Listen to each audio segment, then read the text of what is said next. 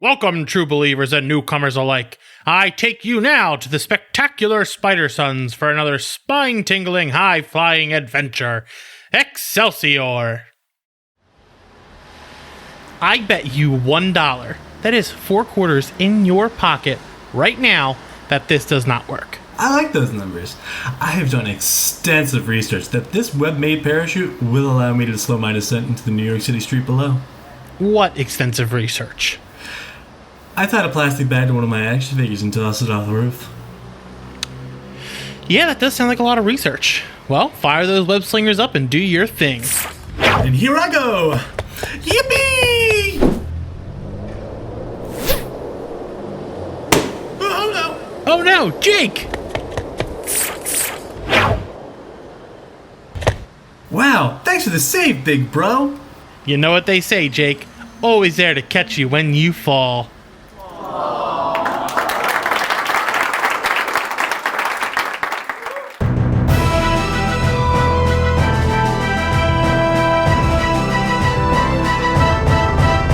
Swinging back into action to cover every thwip, snick, and crack-a-doom from the Excelsior School of Gifted Mutants to the stone walls of Latveria, the Spider Sons are swinging back into action to bring you another astonishing episode about the world outside your window. I'm Dan McMahon. And I'm Jake McMahon, and it's spectacular to be recording another episode with you. Jake, how the heck have you been, buddy? I have been fantastic. How have you been? I've been incredible. Nothing uncanny about us having another sunshiny day here in Earth 616. What's on our docket today, Danny boy? We're covering one of our favorite webheads, dear brother, Peter Parker, the amazing Spider-Man. Not to be confused with Peter Porker, the spectacular Spider-Pig. Oh, Jake, don't be such a ham. Your puns are so good there's no way we could be punished for them. We'd have to call the pun-isher. Before we start our story, we should talk about Peter a little bit for our sensational listeners who may not know a lot about him. Peter's a character who always tries his best, even when he's down on his luck. He's a hero that everyone can relate to on their good and bad days. Peter was bit by a radioactive spider that gave him superpowers. But it was also Peter's brilliant mind that helped him create the tech that he uses to swing around New York City. Peter always has a lot on his plate, but with the gifts that he has, he uses them for good. Remember what Uncle Ben told him? With great power comes great responsibility. That's right, Jake. Spider-Man always does his best to protect and care about his friends and family, just as I hope you do, listener. But Spider-Man has had some nasty foes over the years, especially the Green Goblin, his arch nemesis. The Green Goblin is actually Peter's best friend, Harry Osborn's father, Norman, a person who's always been a father figure to Peter. The Green Goblin was created from a science experiment gone wrong, which knocked him right off his rocker. These two have been going at it since the 60s, but they've always been stuck in that never-ending tango of hero and nemesis. Couldn't have put it any better myself. That's a great way to describe it, Dan. Thanks, brother. What web are we weaving about today? Our story today is Death in the Family from Peter Parker Spider-Man, issues 44 through 48. The creative team, the writer, Paul Jenkins, pencils by Humberto Ramos, inks by Wayne Foucher, colors by Studio F, letters, Richard Starkings, and Comic Craft. So, Jake, let's get on with the story. All right. So, issue 1. Peter Parker arrives at Aunt May's soaked from the rain, but we quickly cut away to Norman Osborn, who's visiting Harry's grave. So I just wanted to talk about the rain for a second before we got into the story, because I didn't want to mention it every issue. So it's raining pretty much throughout this entire story, and Peter has some monologues on it, but the rain stands for the pathetic fallacy of how Peter is feeling inside, and about the inner storm that's going on in both him and Norman. So it's a pretty symbolic story. I just wanted to note that before we got into the story, so no one thinks we're leaving it out. All right, so Norman straight up says that Harry was always a disappointment and that he offered everything to Peter, who refused, and Norman can't stand that. So, back to Peter. He tells Aunt May that he has been having a horrible dream that's been tearing him up, but he can't tell her because she wouldn't understand what he means. So, a little later. So, Goblin attacks Peter after he calls Mary Jane. But Peter can't bring himself to speak to her, and Mary Jane just thinks he's some weird creep that's been calling her and saying nothing, and then she realizes who it is. But then he gets attacked. Goblin says that the only one of the Goblin says that only one of them makes it out of this rivalry alive. Spidey says he won't stoop to Goblin's level. But Goblin's like, I bet you $5 in a pizza I will. Well, then he will. Issue 2. The Green Goblin makes a TV broadcast about the death of Gwen Stacy, which he tries to pin on Spider-Man, who actually was only just trying to save the love of his life. After Peter sees this, he bursts into a fancy business meeting where Norman tells him that even if Peter keeps doing this, he's going to beat him. There's no way Peter gets to walk away from this one unscathed.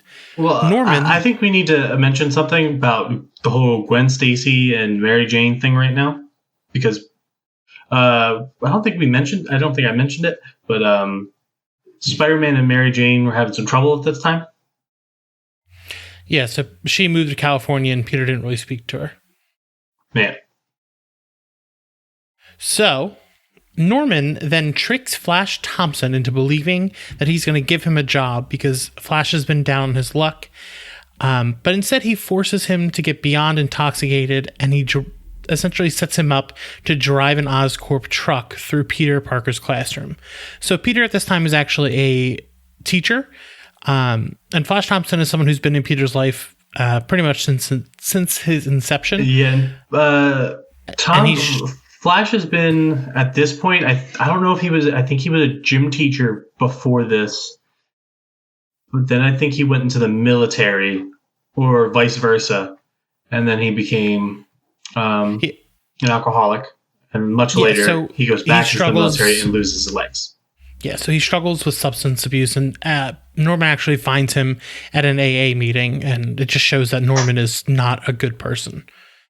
He is actually a pretty insidious, bad character. Yep.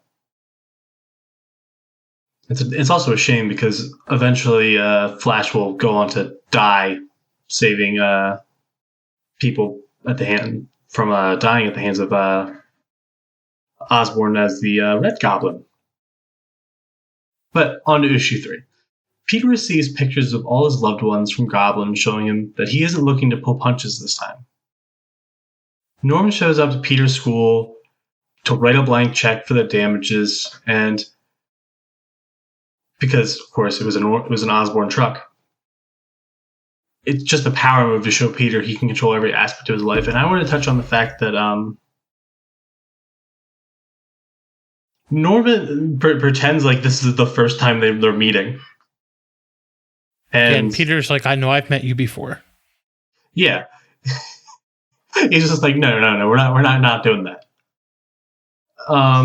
So Peter goes to visit Flash as Spider-Man to tell him that he's done letting people get caught up in the crossfire and that this war is going to end.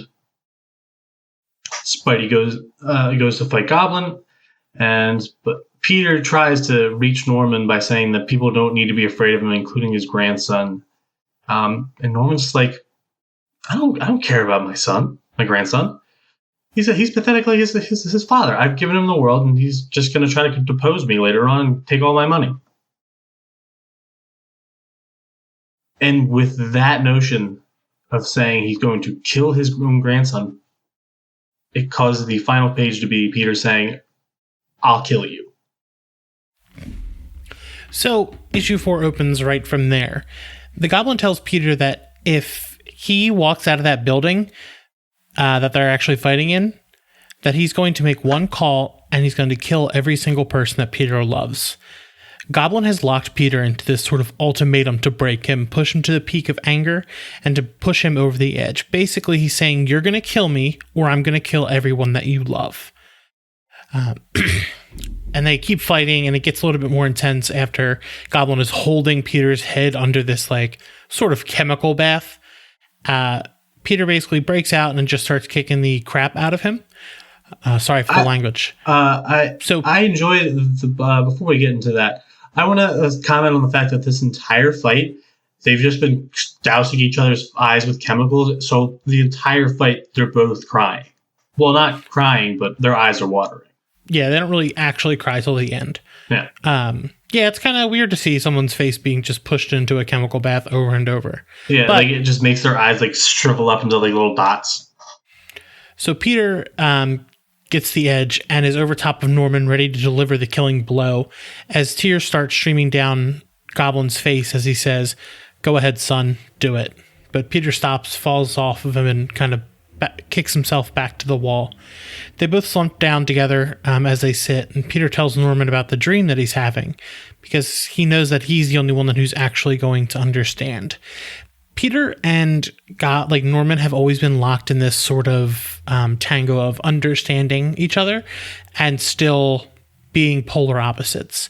They're like similar to another two characters in comic books, but the one is actually sort of a father figure to him in the way that he could have been what Peter was looking for. Peter often tries to look for father figures, as we've seen in the films plenty, but he never really finds them because they usually turn into villains. And Norman is the ultimate expression of that, because he is his best friend's dad, who is into all the things that he's into, is a brilliant mind like him. And if Norman hadn't ever gotten the Goblin Serum, I think Peter and him would have done incredible things together. But it's all because of that gobby juice. Yeah. So now. Oh, also Peter, before we go ahead,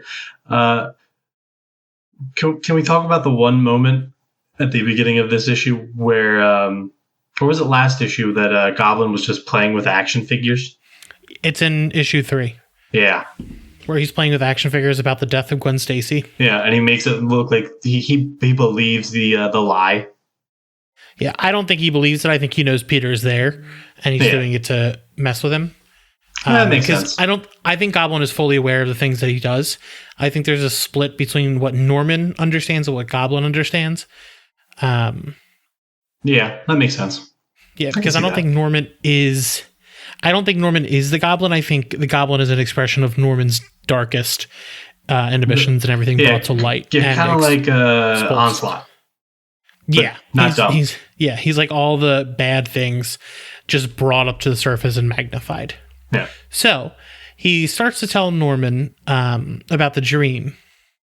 And in the dream, basically Spider-Man's swinging and he sees a plane going down. And he knows he can't stop the plane crash, but he knows that his wife, Mary Jane, is on board.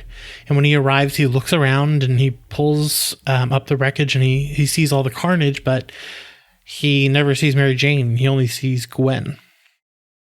So that's when he starts talking about Gwen and about what Goblin did when he killed her.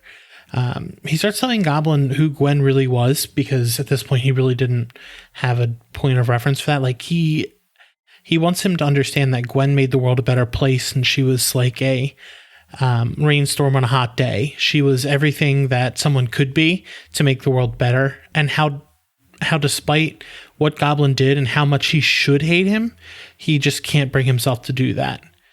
Peter says that he figured out what his dream actually meant, and it means that he can never let the Goblin win. He knows that despite everything, it's him keeping Gwen Stacy alive because he loved her. And his what he's doing as Spider-Man and making the world a better place is keeping Gwen alive. He's keeping that dream with him. If he gives into his anger or hatred, she dies, and she's worth more to him than any dream Goblin could offer him. Yeah. So Peter says that Goblin can do whatever he must, but he's walking away from this. He knows that deep down, Goblin isn't even that evil to hurt all these people. He knows he's not going to kill his own grandson. Yeah, but Peter also says that even if he does do anything, it'll only strengthen his own resolve. Yeah, like it's only going to make him just keep fighting. So he walks away, and Goblin's like, I'm going to do it, and it doesn't happen. Spider-Man goes and visits Flash, basically telling him that everything's going to be all right. As Peter that time. Yeah, as Peter. And the issue ends with Norman entering his office, and his secretary tells him that there's a package on his desk, which is a pizza with $5 on top of it. $5 in a pizza. And the words, "nice try." And Norman just tosses it off the desk and just sits down and starts crying. God, imagine wasting a perfectly good pizza. I think Norman has bigger problems than a pizza. I mean, no, pizza's, going to help the problems. So, I think it's not even a panel. My favorite page of the story is in issue 1 when you first see the Green Goblin, and it's just pouring rain. Peter is looking up at him in the Spider-Man costume, and it's just like the Green Goblin sitting there on top of the glider. Yeah. I was like, that's an interesting design. I don't know if I care too much about like it all being purple, other than the gloves. But yeah, I do love the way that it's drawn with the one eye that's like larger. But my favorite panel is when they both just start slumped down, sit next to each other after the fight. Yeah. So my favorite moment is actually a quote from Goblin when they are in their most intense fight. He says, "Well, if I'm the tornado, you're the trailer park." I was like, "Okay, Goblin." Yeah. And I have 2 favorite moments. One is the $5 and a pizza at the end, and when Goblin's playing with the action figures. And 3 suggested things to follow up with. I wrote Spider-Man Life Story by Chip Zdarsky. It is a great story about, it basically takes all of Peter Parker's life, changes a little bit, but gives you a full overview of Spider-Man himself. And it's great. Deals a lot with Goblin, too. Ultimate Spider-Man by Brian Michael Bendis, which was the launch of the Ultimate line. It's kind of a retelling of the original Spider-Man stories. Well, that wasn't by Bendis. The original wasn't by Bendis? No, I'm pretty sure it was by Mark Millar. Yeah, correct.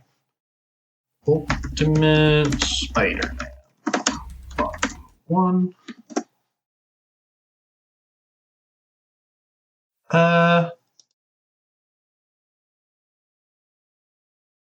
No, it's Brian Michael Bendis. I thought he came later. My bad. No, Bendis did pretty much did all of Ultimate Spider-Man. No, you're thinking of Mark Millar did the Ultimates. Oh, you're right. Which is not great. No, it is not. And then another one, which is the perfect distillation of all of Spider-Man. Spider-Man 1 with Willem Dafoe. What are we reading this week in our everyday lives? Jake, I've been reading that new Batman book. Do not mention the distinguished competition or the mouse will spank us again. Might cut the recording. Dan, did you hear that? Hear what? It sounds like there's someone outside. Who could it be at this hour? What the fuck is this? You're doing a Marvel podcast in this universe? There's already so many good ones of those, you goddamn morons. Wowee. They're us, but I need a serious talking to from the Comics Code Authority about manners and language. Ew. You sound like a goddamn Disney Channel star.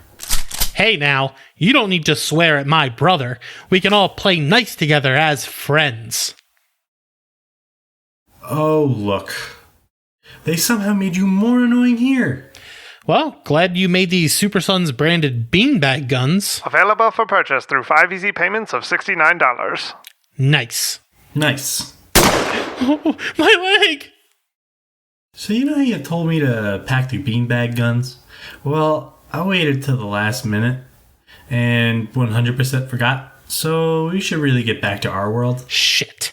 Catch us next time where we talk about Batman or some other gritty shit. Same bat time, same bat channel. Bye.